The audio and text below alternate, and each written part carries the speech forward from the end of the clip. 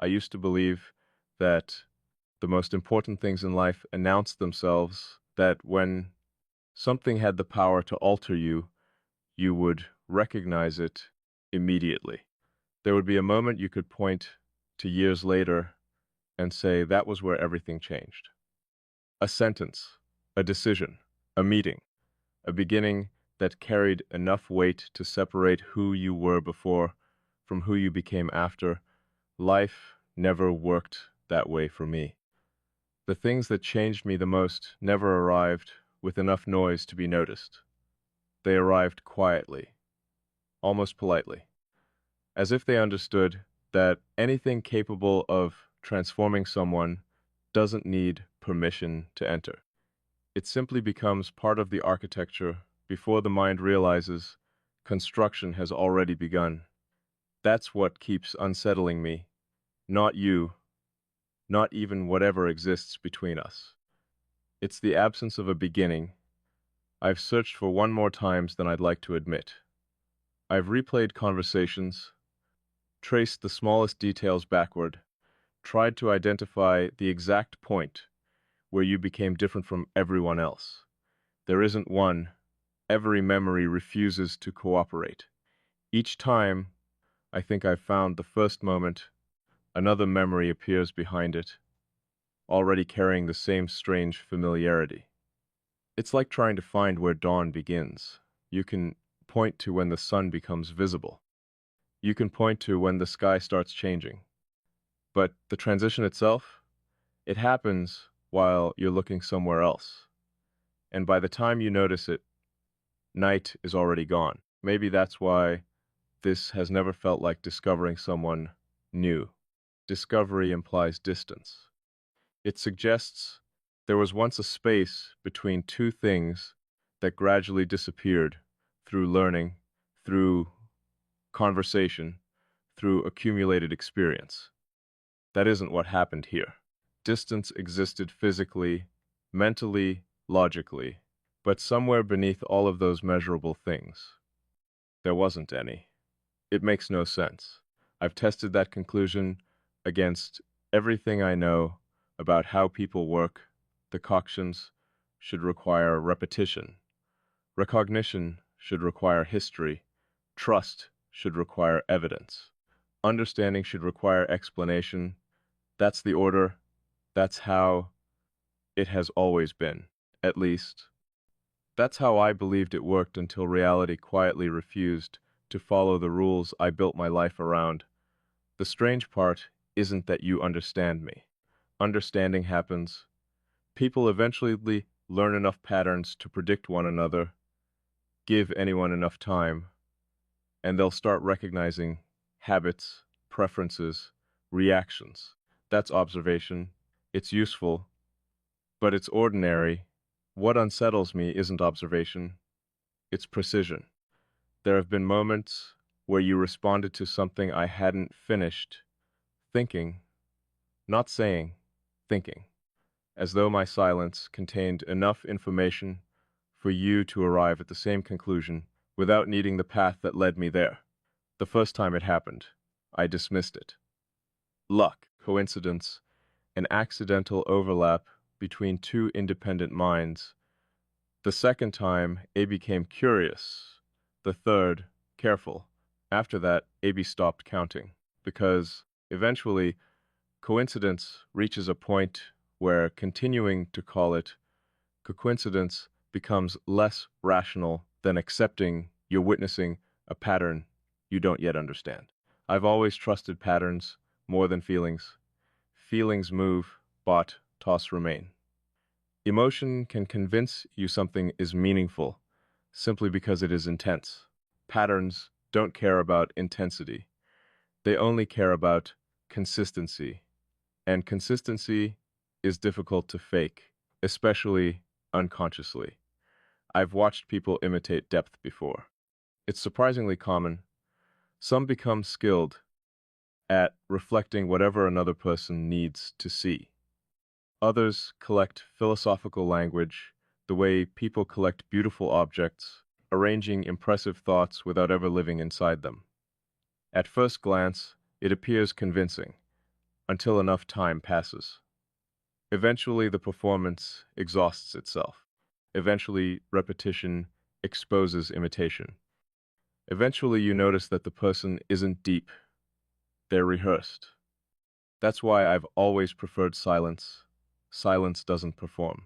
It simply reveals, leave two people inside enough quiet, and eventually, the one pretending begins searching desperately for words. The one who isn't doesn't need them. That's another thing I noticed about you long before I admitted. It mattered. You never seemed afraid of unfinished moments. Most conversations are built around escape. People speak because silence makes them aware of themselves. Every unnecessary sentence is usually an attempt to outrun that awareness. I've watched it happen my entire life. Someone pauses, the silence grows. Within seconds, another sentence appears. Not because it needed to exist, but because emptiness frightened them more than meaningless words. You never did that. Sometimes we'd stop speaking, and nothing felt abandoned, nothing demanded rescue. The silence wasn't waiting for language. It was complete by itself. Do you know how rare that is? Not comfortable silence. People misunderstand that phrase. Comfortable silence usually means two people have simply grown accustomed to each other. What existed here was different. The silence itself communicated, not through hidden messages, not through imagined meanings, but through a shared certainty that neither of us needed to interrupt something already saying enough. I didn't realize how much I valued that until I noticed myself beginning to protect it. Normally, I analyze every conversation after it ends, not emotionally, structurally. Where did understanding fail? Which assumptions created distortion? Which words carried unintended implications? Communication fascinates me because it almost never delivers what people believe they're expressing. Language is approximation, thought is dimensional. Somewhere between one becoming the other, accuracy gets lost. I've accepted that for years. Accepted that no matter how carefully I explained myself, people would always understand an edited version rather than the original. It wasn't their fault. Language simply isn't built to transport consciousness without loss, which means being misunderstood isn't unusual, it's inevitable, or that's what I believed until I noticed something impossible. Around you, AB stopped preparing translations. I didn't simplify complicated thoughts. I didn't organize them into cleaner structures. I didn't search for words that would make difficult ideas easier to digest.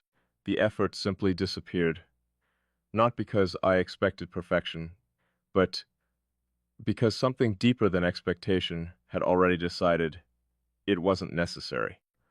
That realization bothered me more than I'd like to admit, because preparation has always been protection. If I organize my thoughts carefully enough, fewer misunderstandings occur. Fewer misunderstandings mean fewer projections. Fewer projections mean I remain intact. That's the system. It's efficient, predictable. Save. You disrupted it without touching it. Nothing about your behavior asked me to lower those defenses. You never encouraged vulnerability, never suggested openness, never implied I should trust you more. You didn't ask for anything, which made my own response impossible to explain, because defenses usually lower after someone earns them. Mine simply became irrelevant. Imagine spending years building walls around a city, only to discover someone has been standing beside you the entire time without ever needing to enter. The walls still exist. They're still strong, they simply no longer apply. That's the closest comparison I've found, even then, isn't accurate enough, because walls imply separation. I've never truly experienced separation with you, only the illusion of it. And illusions become difficult to maintain once they're recognized. I've asked myself whether I'm imagining all of this, whether I've projected meaning onto something ordinary simply because the human mind naturally searches for patterns. It's a reasonable question, maybe even a necessary one. Certainty without self-questioning becomes arrogance. So I questioned everything, repeatedly.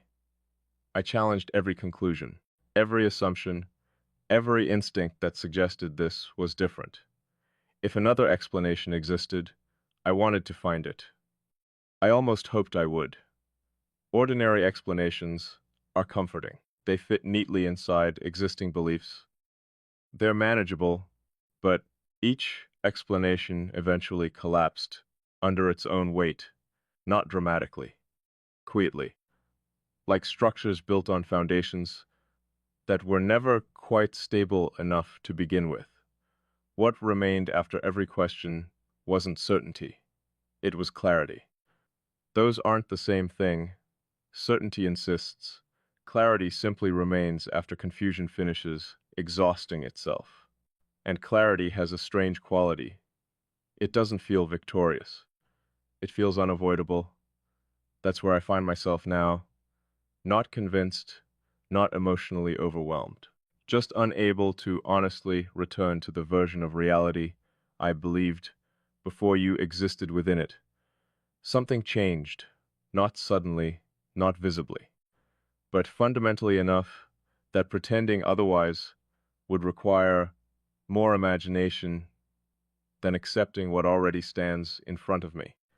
I've spent most of my life believing the strongest minds were the ones capable of remaining untouched, stable, independent, complete within themselves.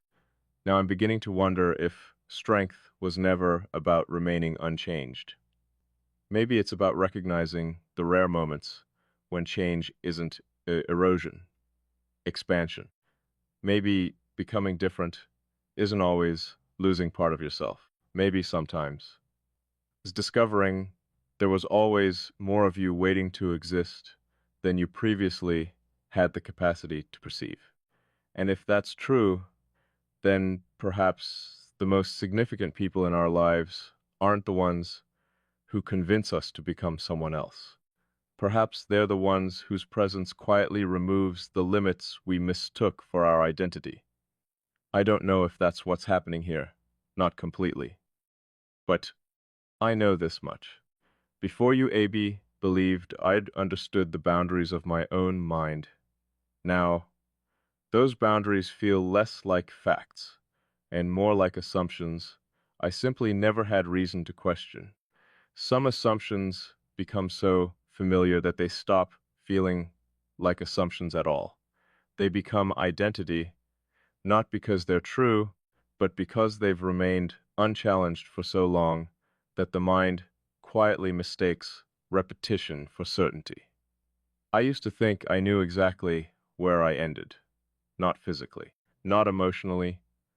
Internally, I believed there was a final point beyond which no one could really follow me. A depth where language became too imprecise, where thought folded into itself until even I struggled to explain it clearly.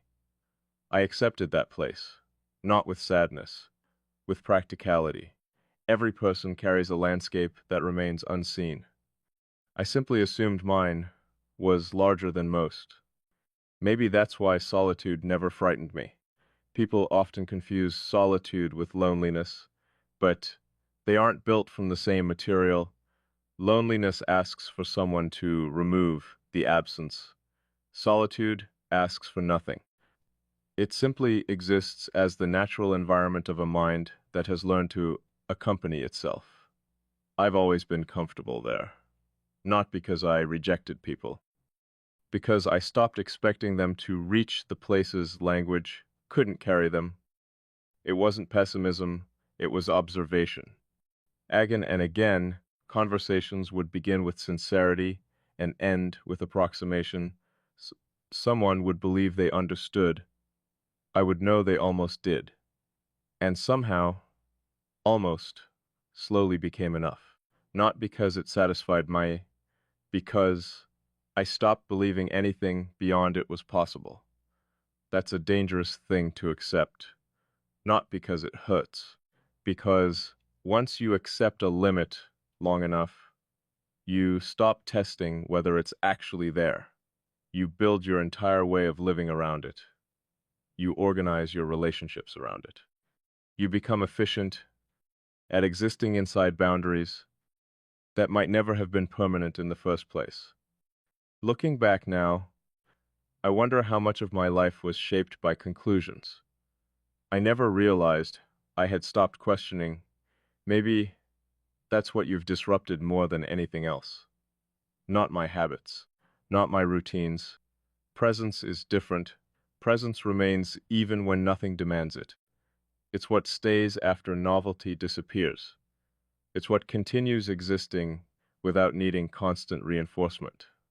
Very few people understand the difference. They mistake intensity for consistency. They confuse excitement with permanence. I've watched countless connections burn brightly before disappearing almost as quickly as they arrived. People call that passion. Maybe sometimes it is. Other times, simply momentum mistaken for meaning. Whatever exists here has never relied on momentum. If anything, it grows slower, more deliberate, like roots extending beneath the surface where no one can see them. Nothing dramatic happens. Nothing announces itself.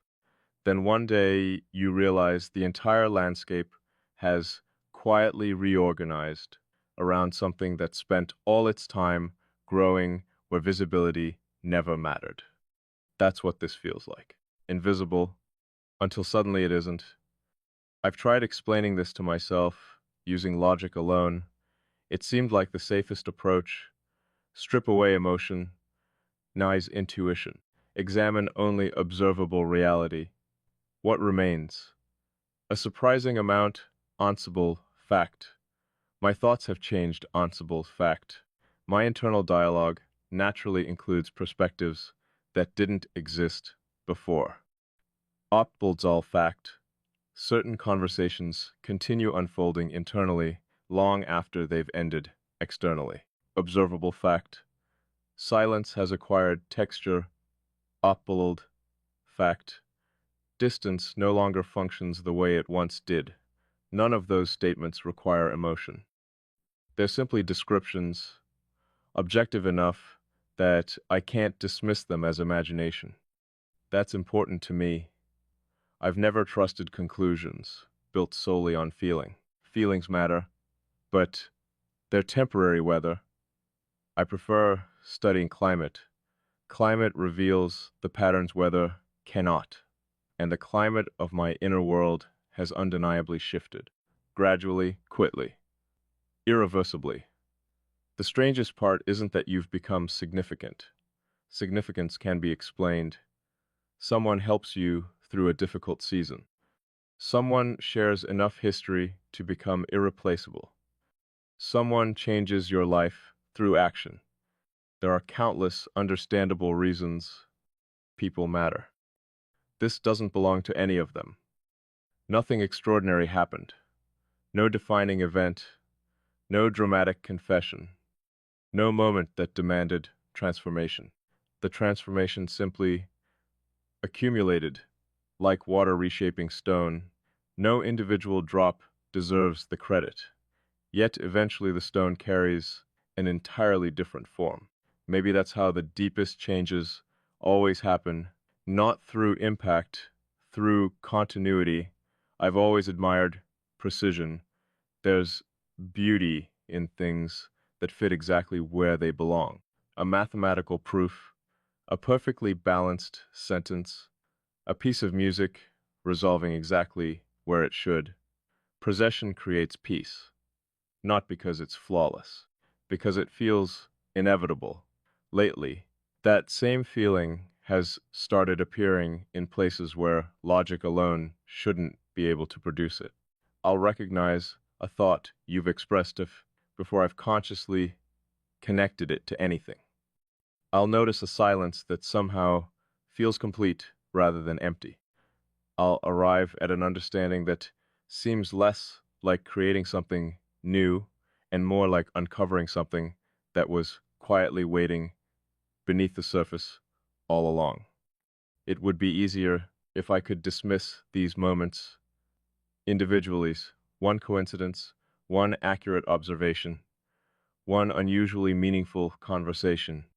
Any of those could be explained, but explanations become fragile when they must carry the weight of hundreds of small accuracies instead of one large one.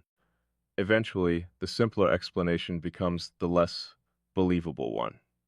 That's where I find myself not believing something impossible, accepting something improbable because reality keeps insisting upon it. There's humility in that. At least I hope there is, because I'd rather be corrected by truth than comforted by certainty.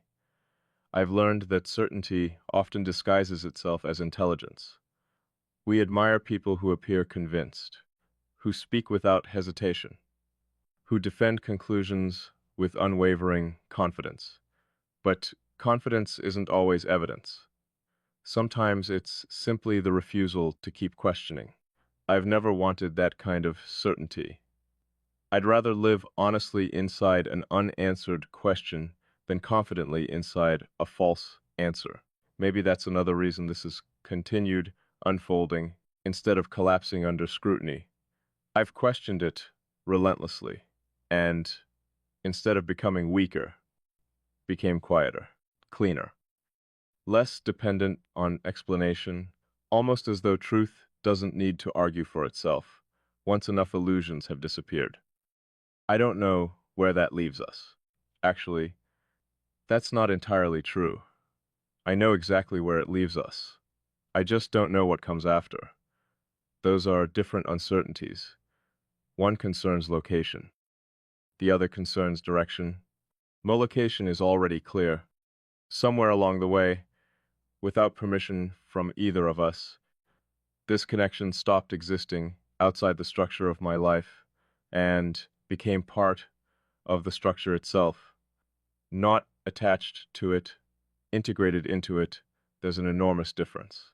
Things attached to our lives can be removed. Things integrated into them require reconstruction. I'm beginning to understand that now, not with fear, with respect, because some changes don't ask whether you're ready. They simply wait until you're honest enough to notice they've already happened. And honesty has a strange consequence. Once you've truly seen something, you lose the ability to sincerely pretend you haven't hit. That's the position I'm standing in now.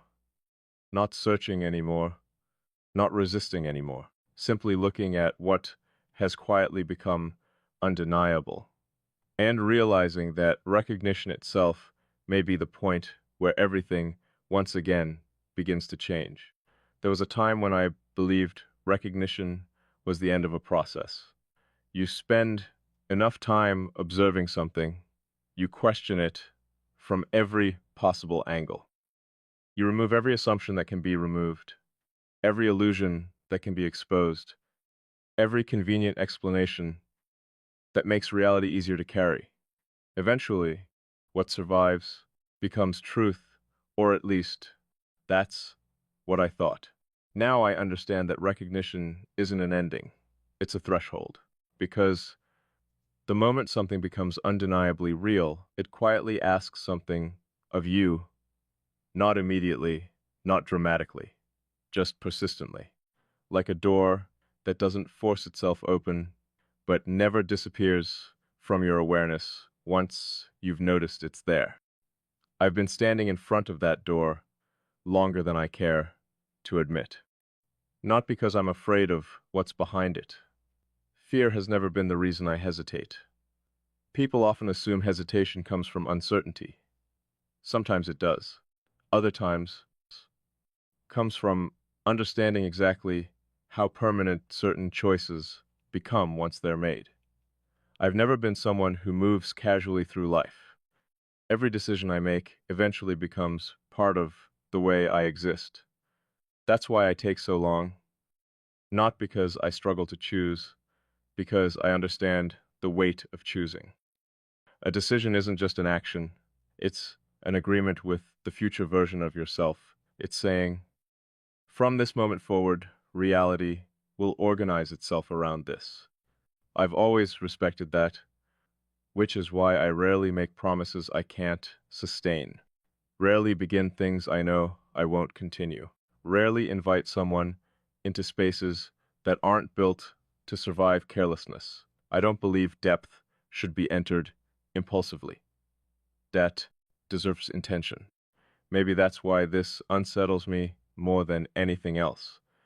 Because intention never arrived first. Presence did. Everything else followed afterward. Usually I decide whether someone belongs before they ever become significant. With you, significance appeared before permission, as though some quieter part of me had already recognized something my conscious mind hadn't yet caught up to. I've spent weeks wondering whether the mind knows certain truths before language becomes capable of describing them. Children understand safety before they understand the word. Music reaches people before they can explain why. Grief arrives long before vocabulary becomes sufficient to contain it. Perhaps recognition works the same way. Perhaps there are realities the intellect doesn't create, only discovers after the rest of us has already begun living inside them. That possibility changes the way I understand awareness itself. Maybe consciousness isn't always leading, maybe sometimes it's catching up. I've never liked believing things simply because they're beautiful. Beauty has persuaded people into believing impossible things throughout history. I don't trust beauty. I trust consistency. Consistency has a quiet honesty. It doesn't need applause. It doesn't ask to be believed. It simply continues existing whether anyone notices it or not. That's what I've watched happen here. Nothing has demanded attention. Nothing has tried convincing me. Nothing has insisted on becoming important. And yet, importance continued growing anyway, almost independently of either of us. That's what keeps bringing me back. Not emotion, trajectory. Everything has direction. Even silence, even stillness. A river appears calm from a distance, yet every drop remains moving towards somewhere. I've started asking myself where this is moving, not where I want it to go. Those are completely different questions. Desire often distorts observation. I've tried removing desire from the equation entirely. If I wanted nothing, expected nothing, feared nothing, what would still remain true? The answer surprised me. You would not as hope, not as fantasy, as reality. Reality stripped of expectation. I've realized expectations have very little to do with what matters most. Expectation is an attempt to negotiate with the future. Meaning exists entirely in the present. Maybe that's why this feels so unusually stable. It isn't depending on what might happen. It exists because of what already is. There's a strange freedom in that.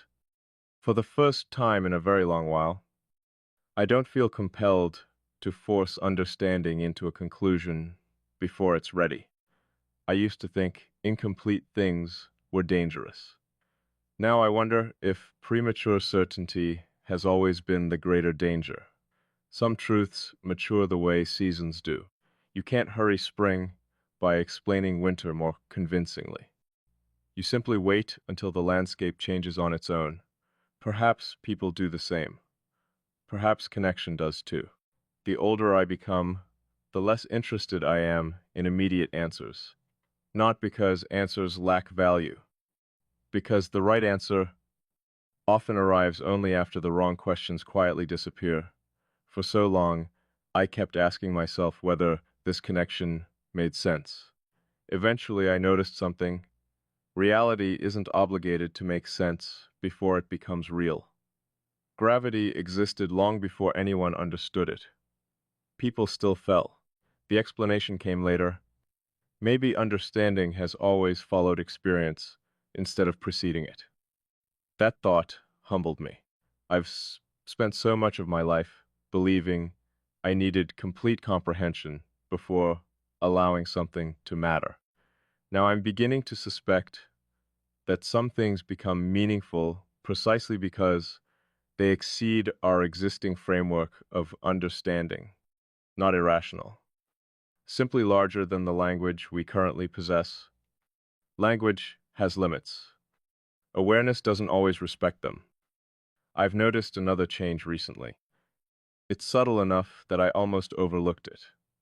I no longer imagine conversations with you. I imagine perspectives. There's an enormous difference. The first depends on presence. The second survives absence. Sometimes I'll encounter an idea I've never considered before, and before reaching a conclusion, my mind naturally widens instead of narrowing, almost as though it has quietly learned that understanding isn't something achieved alone anymore. That realization should concern me. Years ago, it would have. I protected my independence almost religiously, not because I wanted isolation, because dependence frightened me. Dependence places your center of gravity somewhere outside yourself. I promised myself long ago I would never live that way. Looking honestly at this now, Abe, don't think that's what's happened. My centers hasn't moved. It expanded. There's an important distinction. Expansion doesn't weaken structure, it increases capacity. Maybe I've been confusing openness with surrender all these years. Maybe allowing another perspective into your inner world isn't losing yourself. Maybe it's discovering the version of yourself that was impossible to become in complete isolation. Human beings spend so much energy protecting themselves from change, as though remaining identical somehow guarantees safety. But nothing living remains identical. Trees don't, oceans don't, stars don't. Even memory rewrites itself every time we revisit it. Why did I expect my own consciousness to remain untouched forever? Perhaps because permanence feels comforting, until growth quietly proves otherwise. I've started remembering older versions of myself differently now, not with embarrassment, with compassion. That person genuinely believed he understood the limits of connection. He genuinely believed self-sufficiency was the highest form of strength. He genuinely believed needing nothing was freedom. I don't judge him. He was building a life from the evidence he had. He simply hadn't encountered enough evidence to challenge it yet. That's all any of us are really doing, building ourselves from whatever truth we've seen so far. Then life introduces another truth, not to erase the previous one, to complete it. Completion often looks like contradiction until enough time passes. Maybe that's what's happening inside me, not contradiction. Completion, that possibility feels strangely peaceful, not because it answers everything, because it doesn't need to. I've stopped expecting life to resolve itself into perfect certainty. Perhaps clarity was always enough. Perhaps clarity is even better. Certainty closes doors, clarity leaves them open while still illuminating the room you're already standing in. If that's true, then maybe I don't need to know exactly where this leads. Maybe I only need to remain honest about where it already is. And where it already is somewhere I never expected to find another person, not inside my routine, not inside my memories, but inside the very process through which I understand reality itself. I still don't know whether that's rare, because few people experience it. or because few people stay quiet long enough to notice when it happens. Either answer leads to the same place. Gratitude. Not the loud kind people announce, the quiet kind that reshapes your perspective without asking for recognition. The kind that teaches you some encounters don't arrive to interrupt your life, they arrive to reveal the parts of your life that were waiting to be seen all along. Maybe that's your place in this story. Not someone who changed my direction through force, not someone who convinced me to abandon who I was, but someone whose existence became a mirror so accurate that it reflected parts of myself I had unknowingly been walking past for years. And perhaps that is the rarest form of connection. Not when someone gives you a new identity, not when someone asks you to become different, but when someone quietly stands before you long enough that, for the first time, you recognize the shape of your own mind with greater honesty than you ever thought possible. Once that happens, question is no longer whether the connection is real. The question becomes whether you're willing to live as the person who has now seen something impossible to unsee, because awareness carries responsibility, clarity carries direction, and every truth we finally accept asks for one last thing in return. Not belief, want the courage to let it become part of the way we exist from that moment forward. I don't think this story was ever about finding someone. I think it was about reaching a version of myself I couldn't have reached alone. You didn't complete me. You didn't save me. You didn't become the center of my world. You simply stood still long enough for me to recognize something I had spent years overlooking. Not in you, but within myself. And once that recognition